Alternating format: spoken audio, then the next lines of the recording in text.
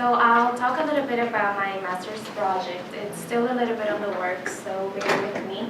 This is not even a working title, but it mainly revolves around issues around state formation and the consolidation of a national identity in the Dominican Republic.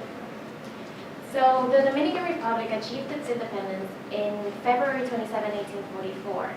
That was after 22 years of Haitian occupation and over more than 3 centuries of colonial rule. I should have added it in the timeline, but the Hispaniola, the Dominican Republic, the island where the Dominican Republic is, was actually the first territory in the Americas where Christopher Columbus first settled. So it was the first colony. So the Dominican independence came as the result of an alliance between different factions in the Dominican population.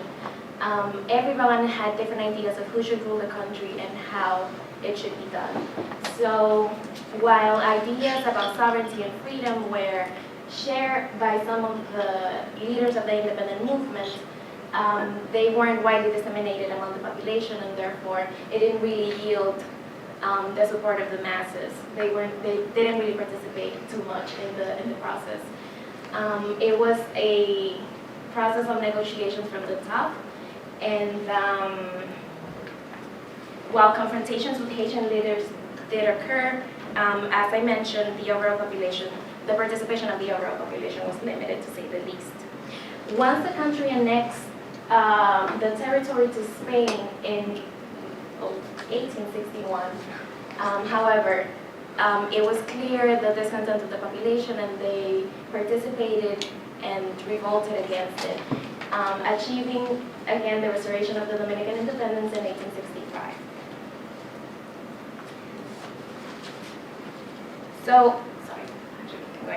So taking both of those events as reference, the Dominican independence in 1844 and the restoration of the independence in 1865, I am interested in how people's interactions with the state during that period contributed to the consolidation of a national identity. What happened during those 21 years that clearly made a difference between the way people felt about national identity and issues around sovereignty that compelled them to sacrifice and get involved for this cause of independence in the 1860s, when the majority of them weren't necessarily willing to do so in the 1840s. So feminist geographers concerned with the issues around social reproduction, such as Cindy Katz, Sally Merson, and Catherine Mitchell, have long advanced a notion of the state and society as mutually constitutive. Quote, "The state needs to be confronted less as an abstraction with autonomy from the rest of society than a manifestation of the materialized social practices of human agents. Such an approach places human practices and cultural logics at the center of discussions about the state." End quote. Informed by this approach, I will attempt to document the way that social life was experienced through state activities, institutions, and agents during this period. This promises to be a telling exercise, as these interactions have a legitimizing effect that procedurally modifies and advances specific notions of right and wrong, encouraging certain behaviors and ideas, and repressing and censoring others. This has a cumulative and enormous cultural consequence for how people identify themselves and their place in the world. I will also incorporate into my analysis some of the theoretical formulations advanced by Omi Baba, who revisits Benedict Anderson's observations about the nation and how it sinks its roots into the furthest reaches of history, claiming its origins in a past that it simultaneously erases. So the nation creates a master narrative offered for the identification and participation of its people, who not only belong to the nation but also constitute and perform it. Baba refers to this dynamic as the split of the national subject, who is both the object of the nation's pedagogy, that linear master narrative, as well as the subject of its performance, that is, how individuals make sense of that narrative in their own lives. I want to capture the tension between the pedagogical and the performative national subject in the period between the Dominican independence and the Restoration War to better understand the formation of a complex national identity in the Dominican Republic. Now, why is this important today?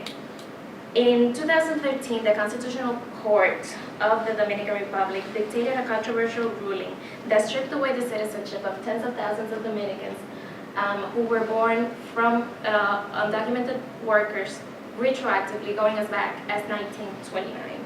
So, given the long history of migration from Haiti to the Dominican Republic, the majority of the people affected by the ruling were Dominicans of Haitian descent, many of whom lived their whole lives in the Dominican Republic and have never been to Haiti, do not speak Creole.